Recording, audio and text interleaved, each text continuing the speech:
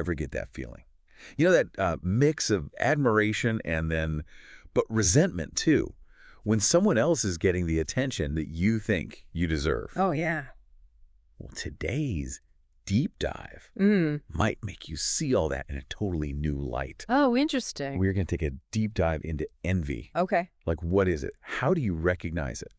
And how do you deal with it in yourself and also in other people? Oh, good question. And the guidebook for this journey is going to be the 48 Laws of Power. Okay. And we're zeroing in on Chapter 10 specifically. Right. The Law of Envy. Beware the fragile ego. I like it. I think by the end of this deep dive, you're really going to have an edge on this whole thing, dealing with envy. Envy is a powerful emotion. And it's so interesting because it kind of operates beneath the surface a lot of times. Yeah. You know what I mean? Yeah, totally. And that's what makes it extra tricky. So I think by understanding it in a nuanced way, you can kind of see the world in a different way. Okay, so to kick things off, I want to share this story that really brought this whole envy thing home for me. Okay. And it involves Mary Shelley, the author of Frankenstein. Right, right. And a woman named Jane Williams. Okay. So picture this.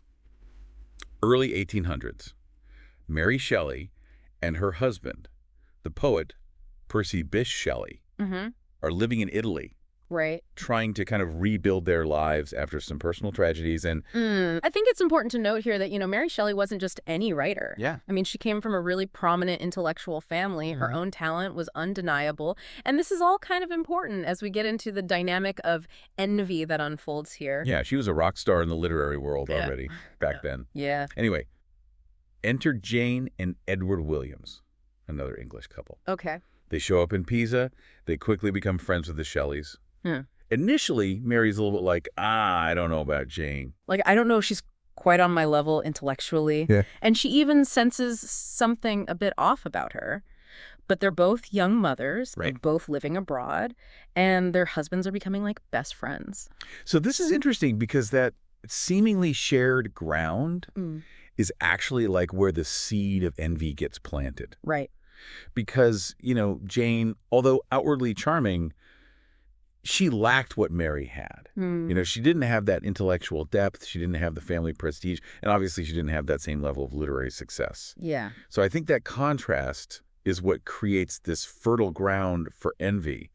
And it's fascinating because envy often stems from this sense of lack. Like, when you feel that someone else possesses something that you so desperately want, but you feel like you just can't have it. And boy, did it take root. Yeah. As they spend more and more time together, Percy Shelley starts to become drawn to Jane.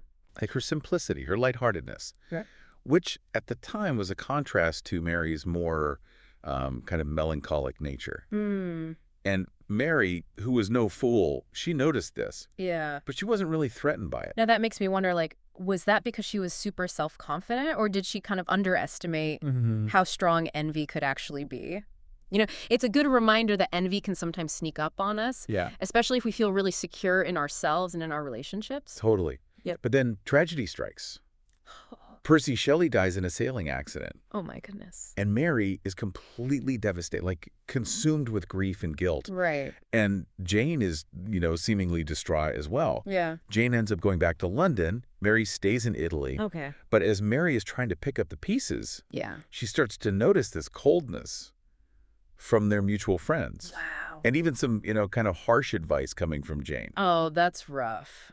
So I think this is where we really see how sneaky and how insidious envy can be. It hides behind this mask of, oh, I'm just concerned. Right. Or I'm just trying to be practical. Right. And so while it seems like Jane is offering advice, she's actually undermining Mary. And it seems like it's fueled by this desire to see Mary even more diminished in her grief. Right. And this is like straight out of the 48 Laws of Power. You use these seemingly helpful actions to actually weaken your target. It was brutal. Mary's already dealing with the loss of her husband. Oh, yeah. And now she has to deal with this creeping sense of betrayal. Right, right. And it gets even worse when she goes back to London. It turns out Jane has been spreading all these rumors Oh, no. about Mary's supposed coldness toward Shelley, Wow. even suggesting that she somehow caused his death. Talk about adding insult to injury. It's such a classic example of how envy can twist even the most basic human emotions. Right. In this case, grief becomes like a weapon for Jane to get what she wants. By painting Mary as this unfeeling and even culpable person in Shelley's death, Jane is trying to make herself look better. It's like this Yeah. deep-seated need to try to make the other person's accomplishments or their character look smaller Right. so that we feel better about ourselves. Right. So you see, this isn't just like some juicy historical gossip. This is really showing us how envy can operate behind the scenes. Totally. Like it can be disguised as friendship, as concern, even, and how deeply it can wound, and how long those wounds can really stick around. And what makes it even more complicated is that Jane's envy probably came from this mix of a bunch of different emotions. You know, maybe she really did have affection for Mary. Perhaps she even admired her talents, but then also had this like gnawing sense of inadequacy that kind of fueled this urge to tear her down. Right. It's a reminder that envy is hardly ever straightforward. It's often tangled up with all these other feelings. So what can we learn from all of this for our own lives? Well, it shows us that envy isn't always this super obvious, in-your-face thing. It can be subtle, sneaky even, and it can be incredibly destructive. But I think by understanding how it works, we can start to develop those like envy decoder skills that will help us navigate these situations with more awareness. Right. So the first step is recognizing that envy is real and that everybody feels it. Right. It's a normal human emotion. But the real power comes when you know how to spot it, how to understand where it comes from, and then ultimately how to protect yourself from the damage it can cause. Right. You know? Okay. Okay, so how do we actually become those envy decoders? Right. Like, how can we spot envy when it's hiding, like, under the surface? Because let's face it, most of us aren't therapists, right? Totally. Luckily for us, the 48 Laws of Power gives us some pretty clear signs to watch out for. It's not about becoming, like, paranoid or anything, but just about noticing those little hints that might reveal envy is present. It's kind of like learning a new language, the language of envy. I like it. You know? So what kind of cues should we be paying attention to? Well, remember those envious glances we were talking about earlier with the Mary Shelley story? Yeah. Like a quick look of disappointment when you share some good news. Right. Or that kind of barely hidden glee when things aren't going so well for you. Those are some definite red flags. The book also talks about poisonous praise. Poisonous praise. Yeah. That sounds like almost like a contradiction in terms. Yeah. How can praise be poisonous? Well, it's those backhanded compliments that sound on the surface, sound really positive, but they leave you feeling deflated. Yeah. It's like, imagine you land your dream job. Yeah. And someone says, wow, you must be raking in the cash. So it is praise, but it's all about the money part. It's implying that money was like your main motivation, you know? Yeah, I get it. It's like they can't just be happy for you. Yeah. They have to add that little dig in there. Exactly. And then you got backbiting, especially with people who they just love to gossip. Right. You might notice them spreading bad rumors about you, and they'll try to disguise it as concern. Right. It's all about kind of like trying to chip away at your reputation. Right. They can't let you shine too bright. They got to dim your light a little bit. Exactly. And then there's this other tactic to watch out for. The book calls it the push and pull. That's when someone is showering you with attention and praise early on, almost like too much, you know, to gain your trust. Right. And then they use that closeness to just hit you with really painful criticisms later on. Oh, that's so devious. I know. Like they're lulling you into a false sense of security and then bam, yeah, hit you where it hurts. It's a very manipulative tactic. And another one to look out for is criticism disguised as concern. So these are critiques that seem genuine, but they aren't really connected to what you've actually done, you know? Yeah. Right. It's all about making you doubt yourself. Yeah. Your abilities, your choices. So it's not just about looking for like one sign. It's about seeing like a pattern of these behaviors. Right. Right. Like if someone gives you a backhanded compliment once, whatever. Yeah. Yeah. But if it's happening all the time, All right. then maybe that's a red flag. Exactly. And the 48 Laws of Power takes this even further. Yeah. And talks about different personality types Right. that are particularly susceptible to envy. This is where it gets really nuanced. Yeah, tell me more. Tell me more. So we can really understand the different motivations behind it. Okay, I'm intrigued. What are these different envy types we should be on the lookout for? Well, the book talks about 5 main types. Okay. The leveler, Okay. the self-entitled slacker, Okay. the status fiend, Mm-hmm. the attacher, Okay. and the insecure master. All right. Okay. And each one of these types has their own little way of expressing envy. And according to the book, undermining their target. So let's start with the leveler. Okay. Have you ever met someone like this? Oh, yeah. Ooh, the leveler. Levelers. That name sounds kind of ominous already. They are often cynical, witty.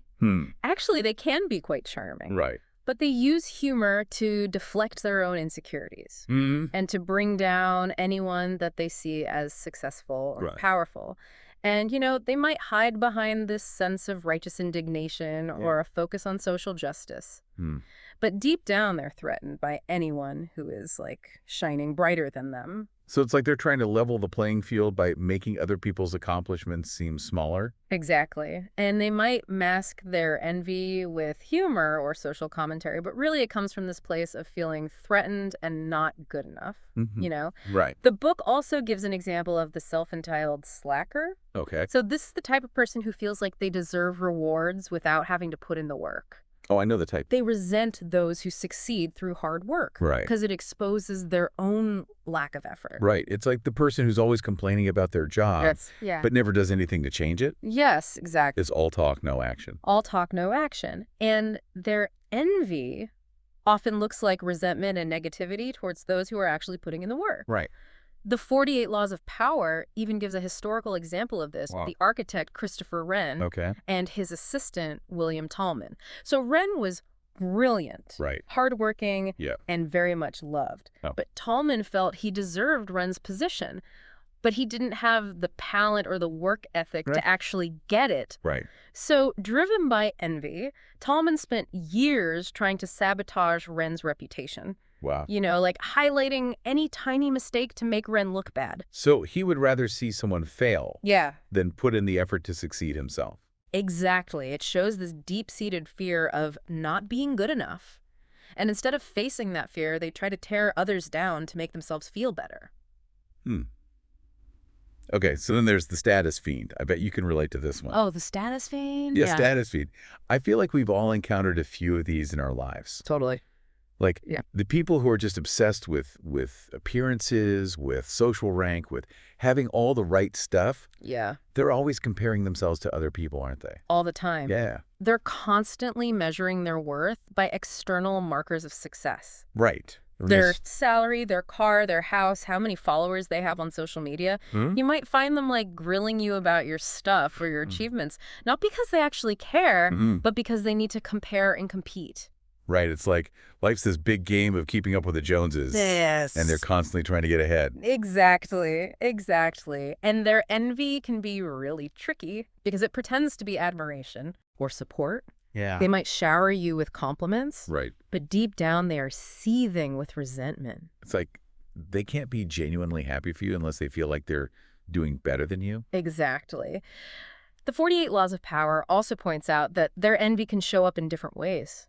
They might be openly competitive, always trying to one-up you, or they might play the victim, and emphasizing their own struggles to get your sympathy. Remember Reggie Jackson and Greg Nettles, the famous New York Yankees teammates? Yeah. Jackson was the superstar, big personality, big salary. Yeah. And Nettles, although talented, always felt overshadowed. Right. And he became fixated on the difference in their paychecks. So he started making all these snide remarks, spreading rumors, basically doing anything he could to undermine Jackson. Wow.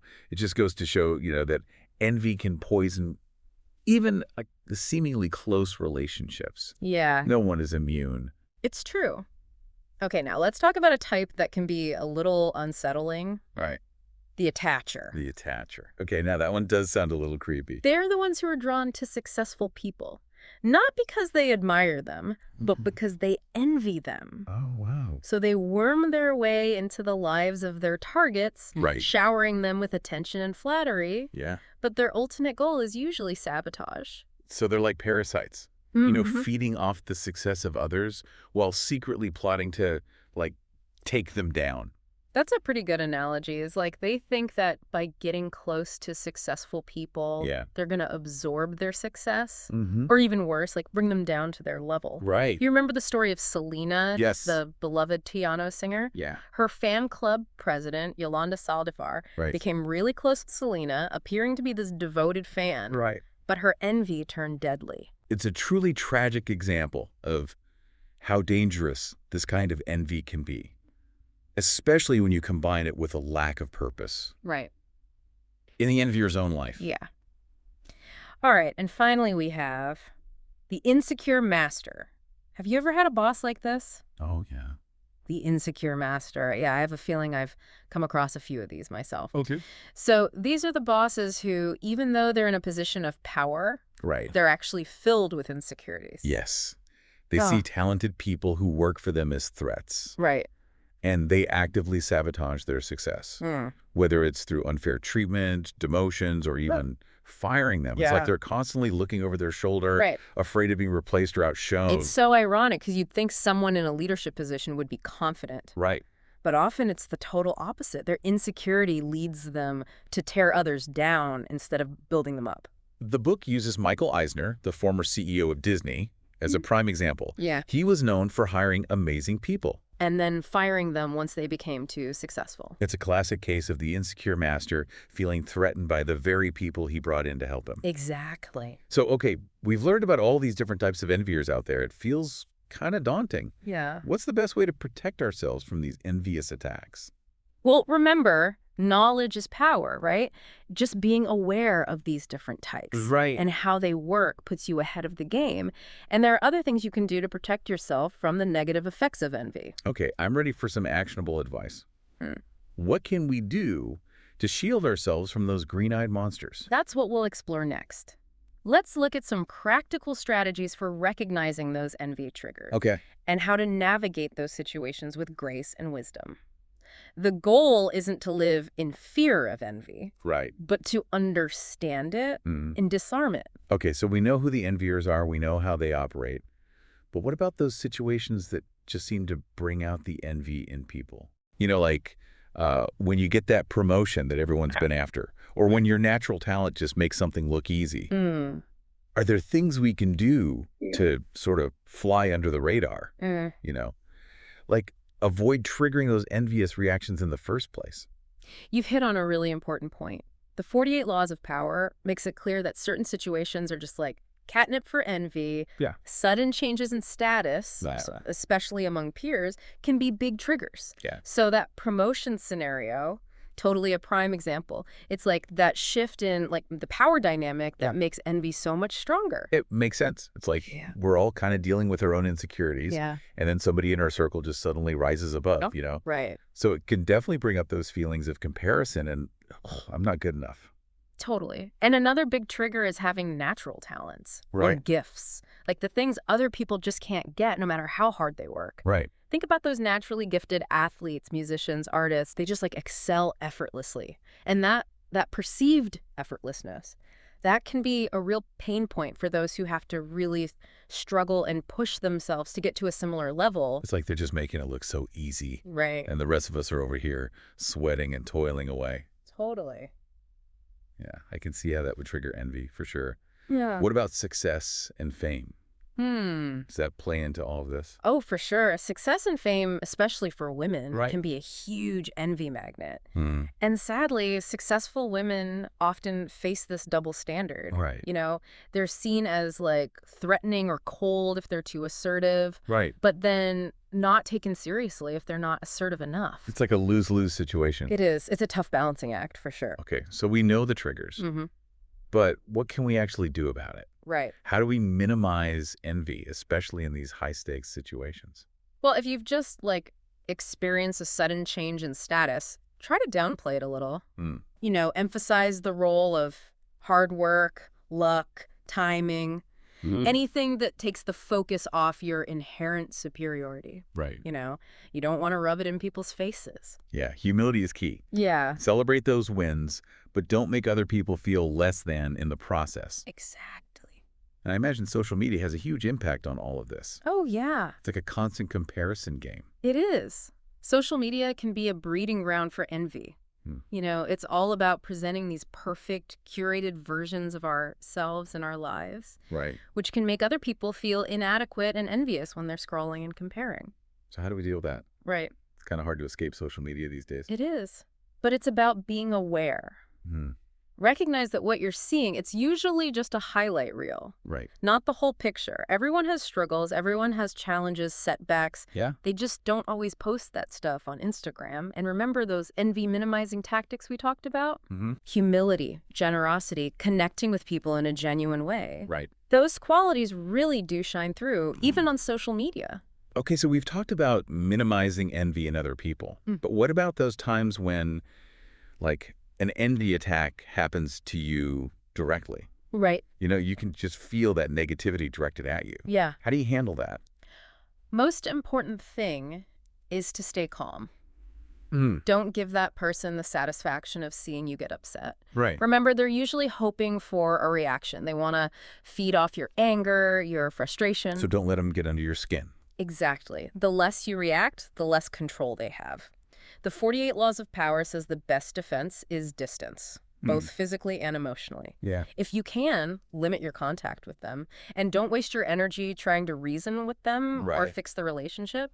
Just focus on moving forward. So it's about protecting your own energy and peace of mind. Exactly. And even though it might be tempting to want to get back at them or get revenge, the 48 Laws of Power says don't do it. The envier is already suffering, consumed by their own negativity. The best revenge, it's living well, focusing on your own growth and happiness. It's like that saying, living well is the best revenge. So we've talked about dealing with envy in other people. Yeah. But what about when we're the ones feeling envious? It's not a fun feeling, but I think we've all been there at some point. Yeah. How can we manage those feelings when they come up for us? First thing is just admitting that envy is a normal human emotion. Right.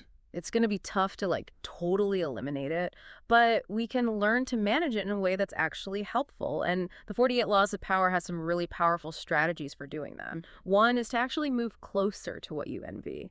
A lot of times envy grows when there's distance and illusion. Right. When we get up close and personal with the things that seem perfect or that we want so badly, Yeah. we start to see the cracks, the challenges, the not so perfect parts that we didn't notice before. So it's about taking off those rose-colored glasses and seeing things for what they really are. Totally. Another strategy is to shift your focus. Okay. Instead of looking up at those who have more than you, Right. try looking down at those who have less. It's a powerful way to feel grateful for what you do have and to develop empathy for those who are struggling. So it's about appreciating our own blessings and realizing that everyone's facing their own challenges. Exactly. Even the people who seem like they have it all. It's true. And here's one of my favorite ideas from the book. Okay. It's called Mitfreud. Have you ever heard of that? Mitfreud. No, that's a new one for me. It's the opposite of schadenfreude, which is like enjoying other people's misfortune. Mitfreud is about truly celebrating the happiness and success of others. It's like celebrating their wins as if they were your own. Wow, that's a beautiful concept. Right. It's about seeing the good in other people and choosing to find joy in their happiness. Exactly. And finally, the 48 Laws of Power says it's really important to turn envy into something positive. Okay. Instead of letting it eat away at us, Yeah. use it as motivation to improve ourselves. Take that envious energy and use it to reach your own goals. So it's about taking that negative emotion Right. and using it as fuel to grow. Exactly. You got to realize that the success of others doesn't take away from your potential. In fact, it can actually inspire you to achieve even greater things. Well, this has been an amazing deep dive. Yeah. I feel like we've covered so much today, from those sneaky little signs of envy Yeah. to the different types of enviers, Right. to practical strategies for dealing with envy, both in ourselves and in other people. Totally. It's given me a whole new way of looking at this really complex emotion. I'm so glad to hear that. It's been awesome diving deep with you. And I hope our listeners feel equipped to navigate envy with more awareness, confidence, and even a bit of strategic wisdom. Remember, knowledge is power. And understanding how envy works can help you protect yourself, build stronger relationships, Right. and honestly live a more fulfilling life. I love that. As you go about your day, dear listener, Yes. keep these insights in mind. Pay attention to those little cues. Right. Recognize those envy types. And most importantly, choose to use your energy to create, Yeah. achieve, and lift others up. Because I think a life fueled by envy Yes. is a life half lived. Choose abundance, generosity, genuine connection, and watch that green-eyed monster lose its grip on you.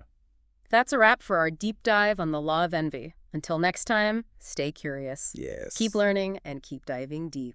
See you next time.